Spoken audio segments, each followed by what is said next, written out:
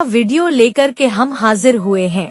प्रिय दर्शकों, आज का जो वीडियो है, आज की जो कहानी है, यह बड़ी ही ज्ञानवर्धक है, बड़ी ही प्रेरणादायक है। प्रिय दर्शकों, एक कौवा ने बताया कि जो स्त्री अपने मायके से यह 4 चीजें लेकर ससुराल जाती है, उसके ससुराल में हमेशा लड़ाई झगड़ा लगा रहता है, वह कभी सुखी नहीं रहती। दर्शकों, कहानी शुरू करने से पहले अगर आप हमारे चैनल पर पहली बार आए हैं तो चैनल को सब्सक्राइब करें, बेल आइकन ऑन करें, अच्छे कमेंट किया करें ताकि हर आने वाले वीडियो का नोटिफिकेशन सबसे पहले आपको मिले और प्रिय दर्शकों, आप उसका फायदा उठा सकें। तो शुरू करते हैं।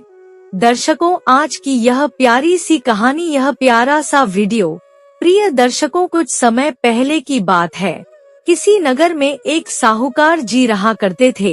वह साहूकार बड़े ही धनवान थे। उनके घर में किसी चीज की कोई कमी नहीं थी। वह जो चाहते थे उन्हें मिल जाया करता था। उनका व्यापार पूरे नगर में प्रसिद्ध था। सभी लोग साहूकार जी की बड़ी इज्जत करते थे। साहूकार की एक पत्नी और उनकी एक पुत्री थी। प्रिय दर्शकों, साहूकार जी की जो पुत्री थी, वह बड़ी ही चंचल स्वभाव की थी। वह अपने पिता से बड़ा प्रेम करती थी और प्रिय दर्शकों, साहूकार जी भी अपनी पुत्री से बहुत अधिक प्रेम किया करते थे। जिस प्रकार एक पिता अपने बच्चों से प्रेम करता है, अपनी पुत्री को लाड करता है, उसी प्रकार वह साहूकार जी भी अपनी पुत्री से प्रेम करते थे। प्रिय दर्शकों, साहूकार जी की जो पुत्री थी, वह बड़े ही जिद्दी स्वभाव की थी। अक्सर वह अपने पिताजी से नई नई वस्तुओं की मांग किया करती थी और वह साहूकार अपनी पुत्री की हर मांग को पूरा किया करता था। वह पुत्री जो भी मांगती, साहूकार जी उसे लाकर दिया करते थे, क्योंकि प्रिय दर्शकों, साहूकार जी अपनी पुत्री की किसी भी इच्छा को मारना नहीं चाहते थे। वह चाहते थे कि मेरी पुत्री हमेशा खुश रहे और जो वह चाहती है उसे मिले। दर्शकों, अब वह पुत्री बड़ी जिद्दी हो चुकी थी। वह जो चाहती वह पहनती, जहाँ जाना चाहती जिद करके चली जाती, जो खाना चाहती वह खाती। मतलब वह अपने माता पिता की बिल्कुल भी नहीं सुनती। उसकी माँ जो कहती वह नहीं मानती। उसके पिता जिस चीज के लिए रोकते वह उसे ही करती। इस बात से अब वह साहूकार और उसकी पत्नी बड़े दुखी हो चुके थे, बड़े परेशान हो चुके थे, क्योंकि उनकी बेटी अब उनकी कोई बात नहीं मानती थी। प्रिय दर्शकों, इस बात से साहूकार जी बड़ी टेंशन में रहते थे, बड़े चिंतित रहते थे। साहूकार जी के घर के बाहर एक आंगन था, जिसमें एक बरगद का वृक्ष लगा हुआ था। उस वृक्ष पर एक कौवा कई समय से रहा करता था। प्रिय दर्शकों, एक दिन की बात है। साहूकार जी चिंता में डूबे हुए अपने आंगन में बैठे थे। तभी वह कौवा साहूकार जी से कहता है कि आपको क्या चिंता है, आप इतने उदास क्यों हैं? साहूकार बताता है कि कौवा, मेरी पुत्री बहुत जिद्दी हो चुकी है। वह मेरी कोई बात नहीं मानती है और जो वह करना चाहती है वह करके रहती है। तब कौवा कहता है कि साहूकार जी, लगता है आपने अपनी पुत्री को अधिक प्रेम करके बिगाड़ लिया है। आज मैं आपको एक कहानी सुनाता हूँ, तब आपको पता चलेगा कि जो स्त्री जिद्दी हो जाती है और जो माता पिता अपने बच्चों की हर इच्छा को पूरा करते हैं, उनकी औलाद को आगे चलकर क्या दुख उठाने पड़ते हैं। प्रिय दर्शकों, अब कौवा अपनी कहानी प्रारंभ करता है। कौवा कहता है कि साहूकार जी, एक समय की बात है। किसी नगर में एक बड़े ही धनवान सुनार रहा करते थे। वह सुनार नगर में अपनी दुकान चलाया करते थे। उनकी एक पुत्री थी। वह पुत्री अब शादी के योग्य हो चुकी थी। सुनार जी अपनी पुत्री के लिए एक अच्छे वर की तलाश में थे। प्रिय दर्शकों, सुनार जी की जो पुत्री थी वह बड़ी जिद्दी थी। सुनार जी ने अपनी पुत्री की हर इच्छा को पूरा किया था। वह जो मांगती सुनार जी उसे लाकर देते। जो पहनना चाहती सुनार जी उसे अनुमति दे दिया करते। पूरे लाड से सुनार जी ने अपनी पुत्री को बड़ा किया था, परंतु अब उसके विवाह का समय आ चुका था। कुछ दिनों तक खोजने के बाद सुनार जी को एक बहुत अच्छा घर मिलता है। अब सुनार जी अपनी पुत्री के विवाह के लिए उस घर में बात चलाते हैं। रिश्ता पक्का होने के बाद अब सुनार की बेटी और उस लड़के का विवाह हो जाता है। प्रिय दर्शकों, कौवा आगे कहता है कि साहूकार जी, वह लड़की बड़ी जिद्दी थी। सुनार ने अपनी पुत्री की हार जिद को पूरा किया था। बचपन से ही वह जो मांगती थी, सुनार उसे लाकर दिया करता था। सुनार इस बात को भूल चुका था कि उसकी इस बेटी को एक दिन अपने ससुराल जाना है और ससुराल में अगर वह ऐसा व्यवहार करेगी तो वह जीवन भर दुखी रहेगी। प्रियदर्शकों, अब विवाह हो जाता है और वह पुत्री अपने ससुराल चली जाती है। इधर सुनार बड़ा प्रसन्न था। वह सोच रहा था कि अब बेटी के विवाह का बोझ मेरे सर से हट चुका है। मेरी बेटी का मैंने बहुत अच्छे घर में विवाह किया है। उसके ससुराल वाले बड़े ही अच्छे हैं।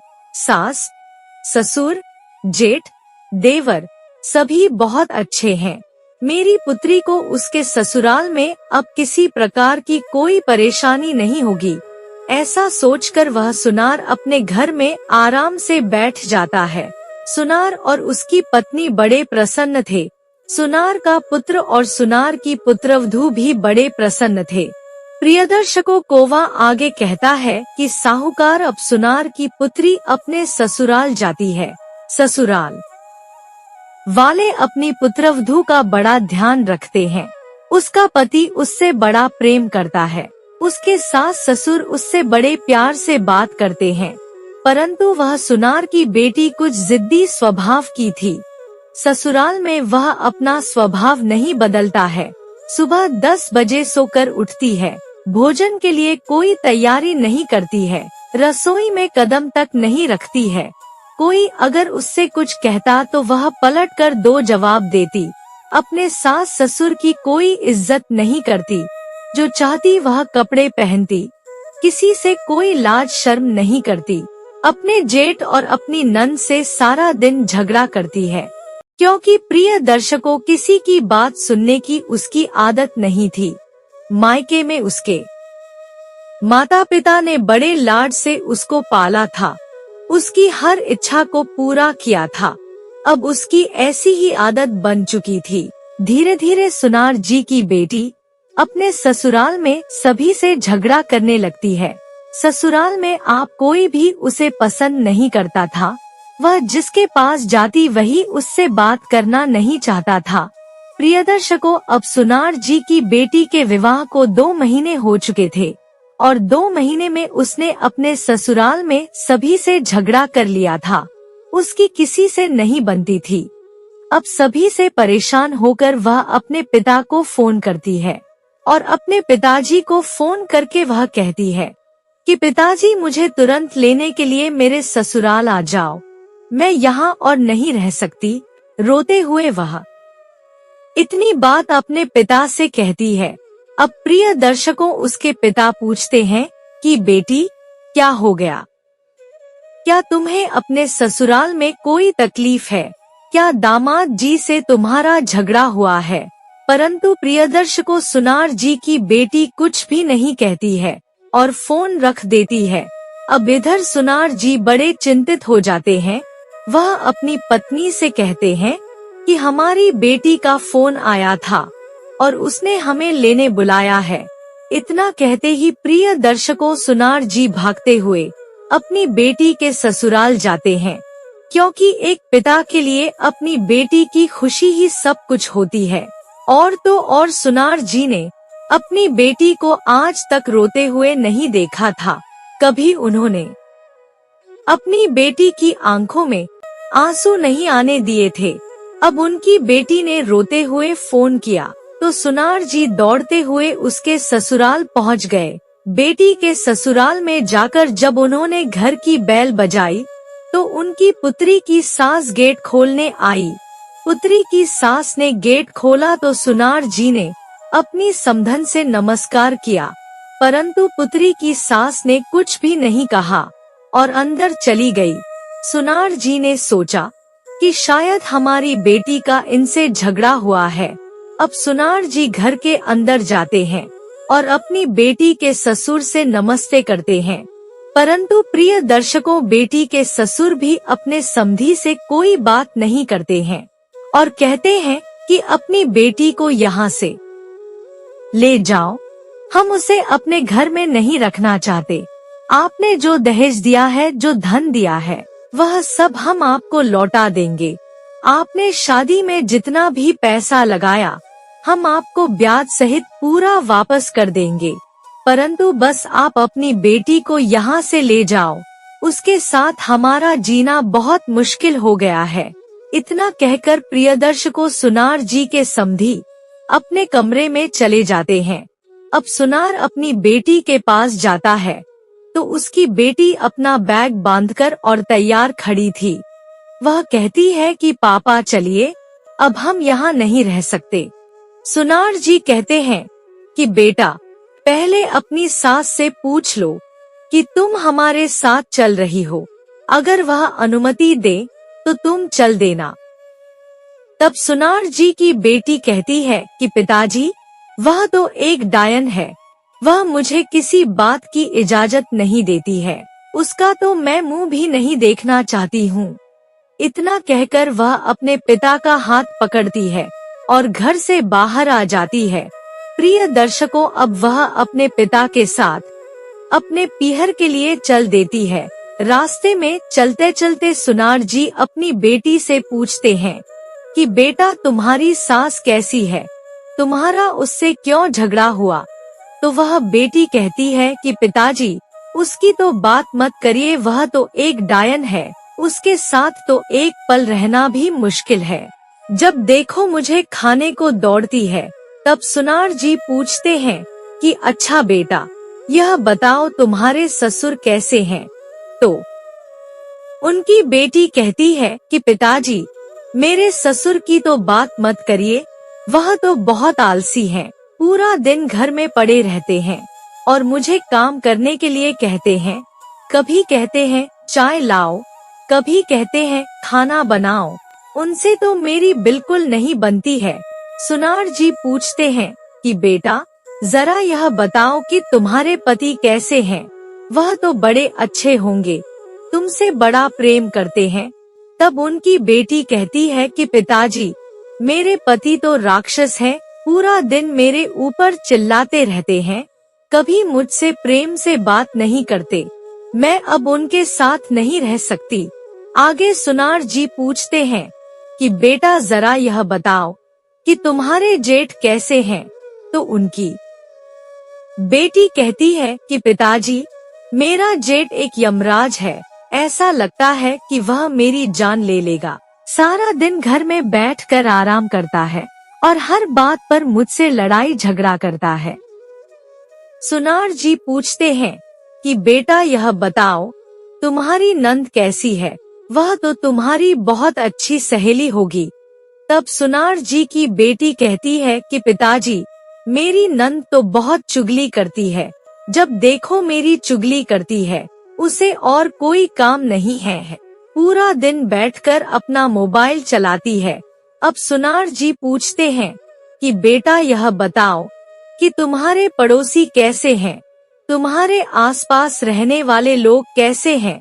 तब सुनार जी की बेटी कहती है कि पिताजी, सभी पड़ोसी हमेशा मुझे ताने मारते रहते हैं, उनसे मेरी खुशी देखी नहीं जाती। मैं जब भी घर से बाहर निकलती हूँ तो ताने मारते हैं, उल्टी बात करते हैं, उनके साथ रहना तो बड़ा ही मुश्किल है। अब मैं कभी यहाँ लौटकर नहीं आऊंगी।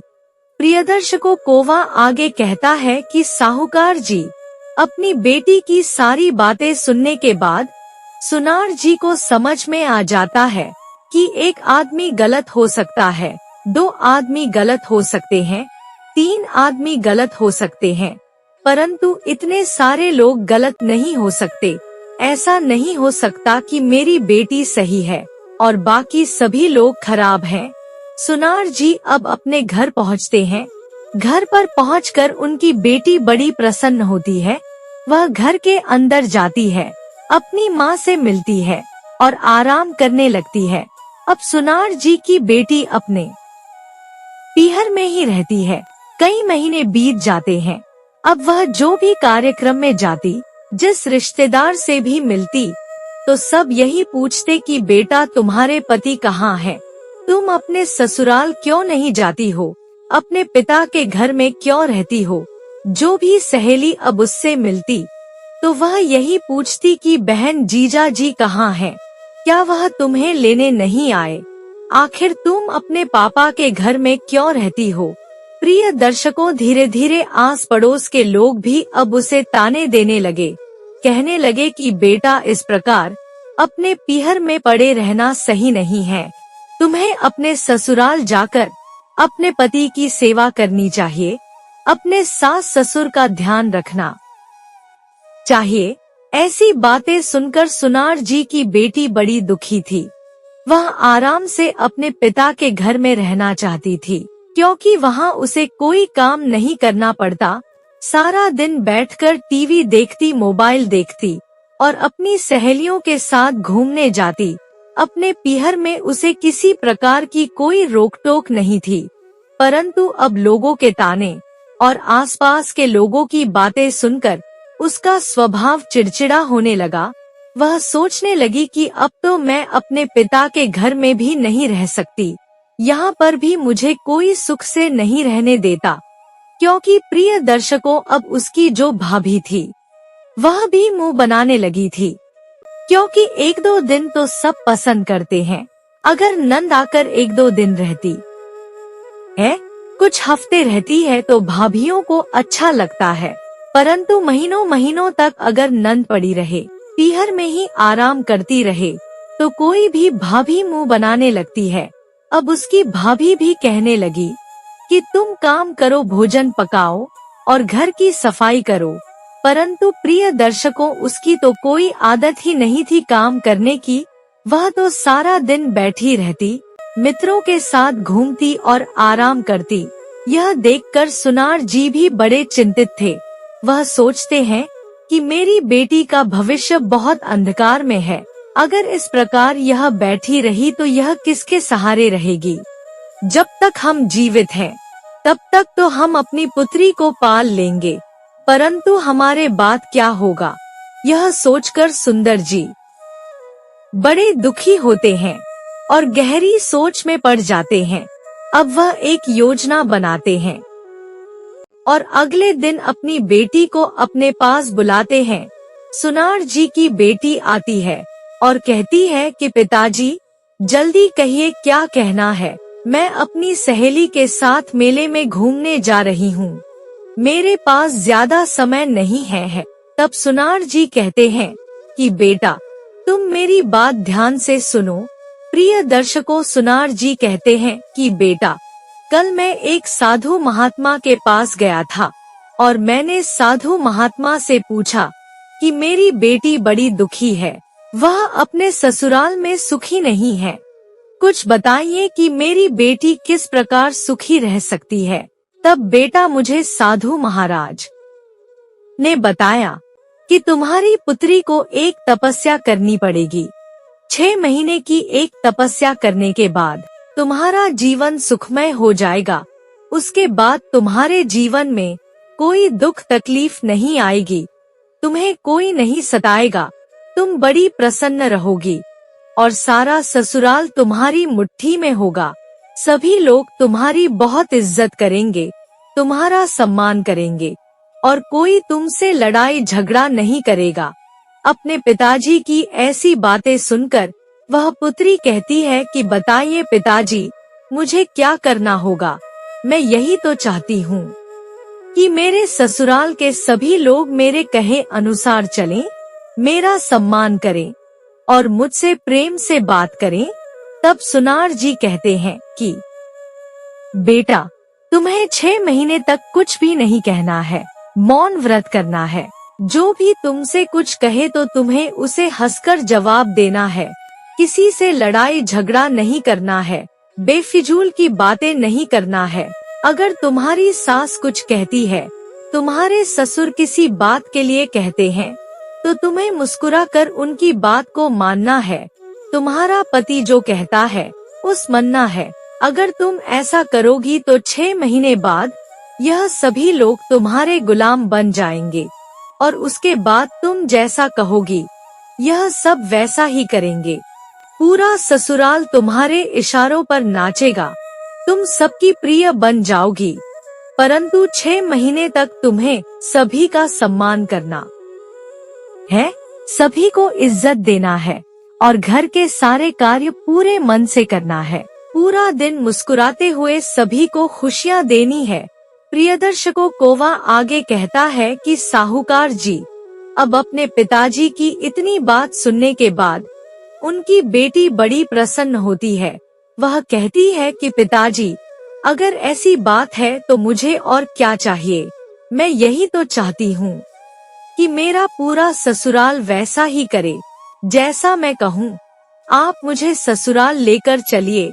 मैं 6 महीने तक किसी से झगड़ा नहीं करूँगी, किसी को पलट कर जवाब नहीं दूंगी। मेरी सासू माँ मेरे ससुर जैसा कहेंगे मैं वैसा ही करूँगी। अब प्रिय दर्शकों, अपनी पुत्री की ऐसी बातें सुनकर सुनार भी बड़ा प्रसन्न था। वह अपनी पुत्री का सामान लेकर और अपनी पुत्री के साथ तुरंत उसके ससुराल जाता है। ससुराल पहुंचने के बाद वह अपनी पुत्री से एक बार फिर कहता है कि बेटा, मेरी बात याद है ना, 6 महीने तक सभी का सम्मान करना है, सभी से प्रेम से बात करना है, उसके बाद यह ससुराल तुम्हारा गुलाम होगा। सुनार की पुत्री कहती है कि पिताजी, आप चिंता न करें, मुझे पूरी बात याद है। अब प्रिय दर्शकों, सुनार और उसकी पुत्री ससुराल में पहुंच चुके थे। सुनार अपनी पुत्री के ससुराल की घंटी बजाता है। तब अंदर से उसके समधी गेट खोलने के लिए आते हैं और जब वह देखते हैं कि अपने पिता के साथ उनकी बहू आई है, तो वह कहते हैं कि क्या समधी जी, आपने अपनी बेटी को क्यों लेकर आए हैं? यह लड़की इस घर में रहने योग्य नहीं है, हम इसके साथ नहीं रह सकते। यह तो सारा दिन लड़ाई झगड़ा करती है, घर का कोई काम नहीं करती है और हमारा सम्मान भी नहीं करती है। आप इसे लेकर जाइए, हम इसके साथ नहीं रह सकते। प्रिय दर्शकों, यह सुनकर सुनार जी की पुत्री को बड़ा क्रोध आता है। वह अपने ससुर को 2 बात सुनाना चाहती थी, परंतु तभी सुनार जी आंखों ही आंखों में अपनी पुत्री को याद दिलाते हैं कि बेटा, 6 महीने तक सम्मान करना है और तुम्हें अपने अनुष्ठान को याद रखना है। तब सुनार जी की पुत्री को सारी बात याद आती है। वह कहती है कि ससुर जी, मुझे माफ कर दीजिए, मुझसे बहुत बड़ी गलती हो गई। आप मेरे बड़े हैं, मेरे पिता हैं, मुझे आपका सम्मान करना चाहिए। इतना कहकर वह अपने ससुर के चरणों में गिर जाती है और माफी मांगते हैं। प्रिय दर्शकों, अपनी बहू का ऐसा स्वभाव देखकर उसके ससुर उसे माफ कर देते हैं और कहते हैं, बेटा कोई बात नहीं, परंतु आप ध्यान रखना आगे से कोई गलती ना हो। हम तो यही चाहते हैं कि तुम खुश रहो। प्रिय दर्शकों, अब सुनार अपनी पुत्री को छोड़कर अपने घर चल देता है। इधर सुनार की पुत्री अपनी सास के पास जाती है और कहती है कि माँ जी, मैं आ चुकी हूँ। इतना कहकर वह अपनी सास के चरणों में झुक जाती है और कहती है, माँ मुझे आशीर्वाद दीजिए। अपनी पुत्रवधू का ऐसा स्वभाव देखकर उसकी सास भी चकित रह जाती है, क्योंकि प्रिय दर्शकों, आज तक कभी उनकी बहू ने उनके पैर नहीं छुए थे। आज पहली बार उसका ऐसा स्वरूप देखकर वह बड़ी प्रसन्न होती है। वह कहती है कि बेटा खुश रहो, अब आई हो तो सबके साथ प्रेम से रहना, सभी का सम्मान करना। दर्शकों, अब अगले ही दिन से सुनार जी की बेटी अपने ससुराल का सारा काम करती है। सुबह 5 उठकर पूजा करती है, सभी के लिए नाश्ता बनाती है, घर की सफाई करती है और अपने सास ससुर को दवाई गोली देती है, प्रेम से भोजन खिलाती है और उनकी खूब सेवा करती है। अपने पति से प्रेम से बात करती है, उनके पसंद का भोजन बनाती है, उनके कपड़ों को साफ करती है, अपनी नंद से बड़े प्रेम से बात करती है, अपने जेठ का सम्मान करती है। यह देखकर उसके ससुराल वाले बड़े प्रसन्न होते हैं। जब उनके पड़ोसी देखते हैं कि उनकी बहू सुबह जल्दी उठकर पूजा करती है, सारे दिन घर का काम करती है, तो वह भी उसकी बहुत बढ़ाई करते हैं, उसका बड़ा सम्मान करते हैं। इस प्रकार प्रिय दर्शकों, 1 महीने तक वह इसी प्रकार से सभी का सम्मान करती है, पूरा काम करती है और सभी से प्रेम से बात करती है। उसका ऐसा स्वरूप देखकर उसकी सास घर की तिजोरी की चाबी अपनी बहू को दे देती है और कहती है, बेटा तू तो साक्षात लक्ष्मी है, इस घर की सारी जिम्मेदारी तुझे ही उठानी है, आज से मैं यह जिम्मेदारी तुझे देती हूँ। इस प्रकार प्रिय दर्शकों, घर की तिजोरी की चाबी अब सुनार जी की पुत्री के हाथ में आ चुकी थी और सभी लोग उससे बड़ा प्रेम करने लगे थे।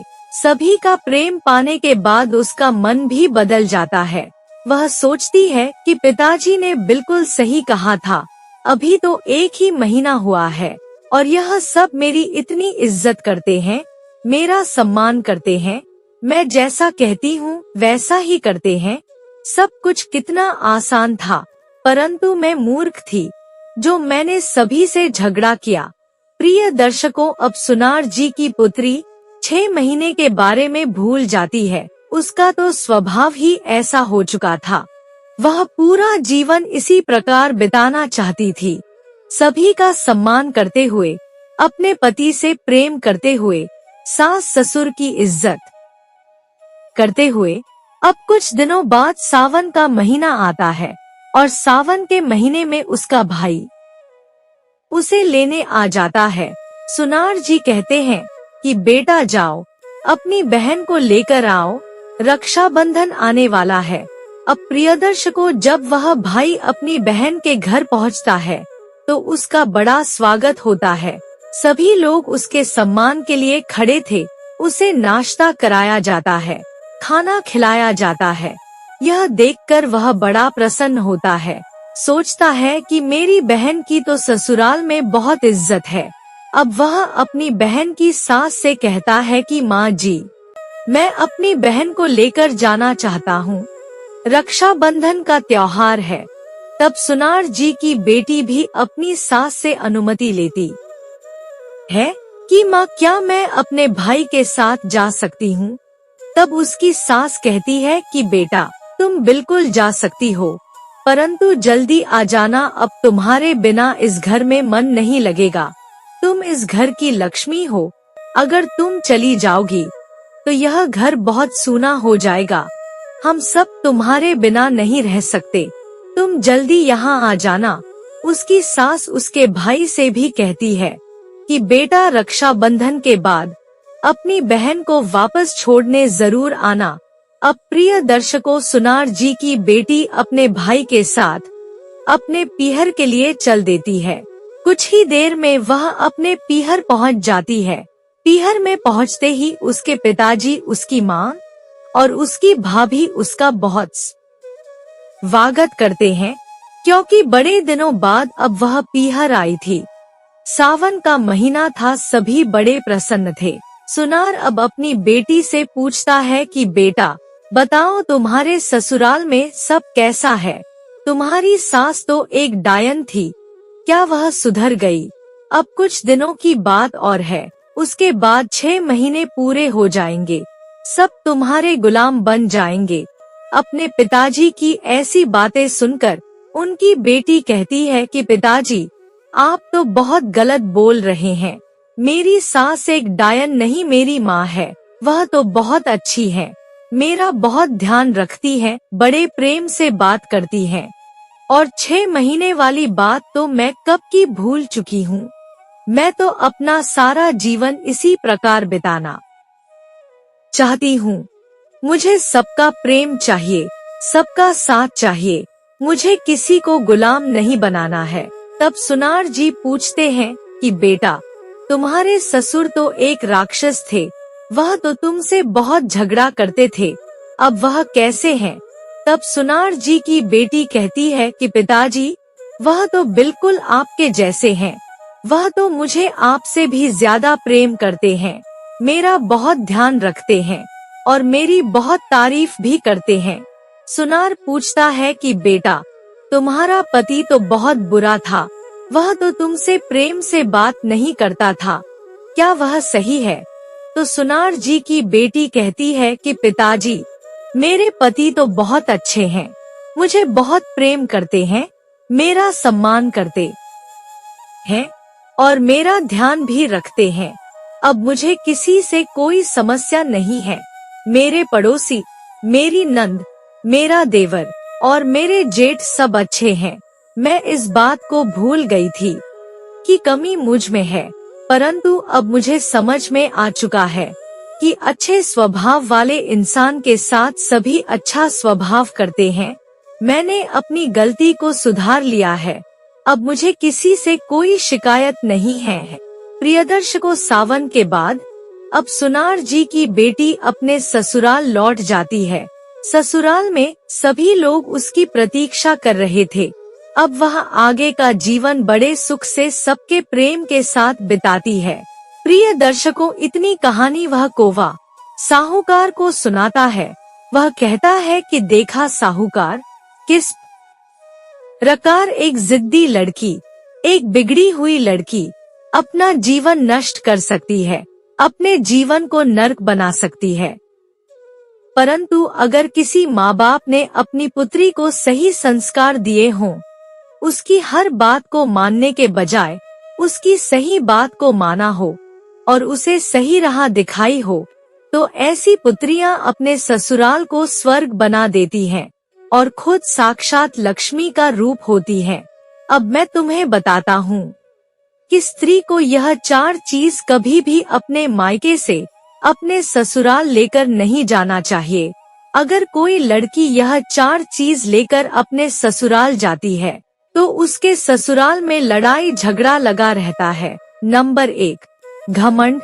अगर कोई स्त्री अपने पिता के धन का घमंड या अपने भाई का घमंड करके ससुराल में ले जाती है तो उसे कोई इज्जत नहीं मिलती, वह अपने घमंड में अपना जीवन नष्ट कर लेती है। नंबर 2, अपनी जिद और हट करने की आदत।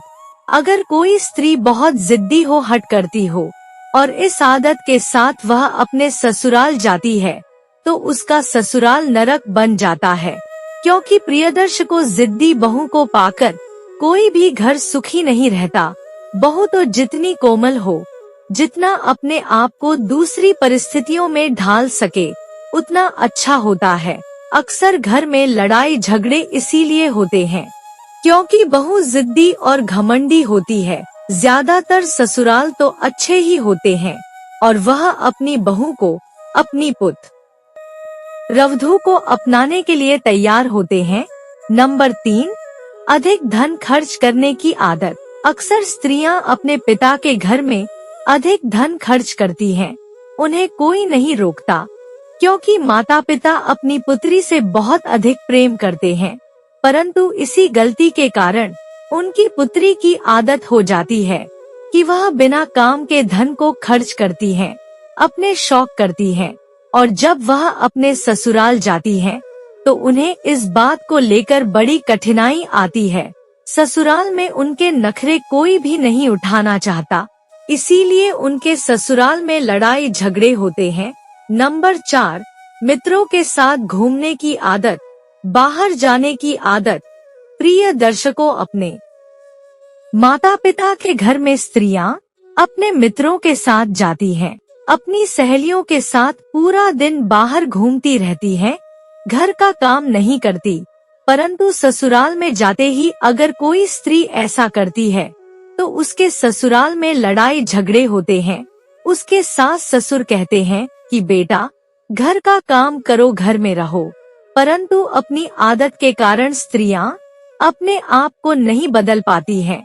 इसमें अक्सर उनके माँ बाप की गलती होती है, जो अपनी पुत्री को कोई काम करना नहीं सिखाते। प्रिय दर्शकों, इतनी कहानी, इतनी बातें वह कौवा साहूकार को सुनाता है और साहूकार को अपनी गलती का एहसास हो जाता है। अब वह अपने घर जाता है और अपनी पुत्री को सही संस्कार देता है। उसे समझाता है कि बेटा, इस प्रकार की जिद नहीं करते, और कुछ दिनों में उसकी पुत्री भी एक संस्कारी कन्या बन जाती है। तो प्रिय दर्शकों, हमारी आज की यह कहानी यहाँ समाप्त होती है। हम उम्मीद करते हैं कि आपको हमारी आज की यह कहानी पसंद आई होगी और आप इससे ढेर सारी प्रेरणाएं लेंगे। मिलते हैं अगली ज्ञान चर्चा के साथ अगले वीडियो में। तब तक के लिए नमस्कार, धन्यवाद, हर हर महादेव।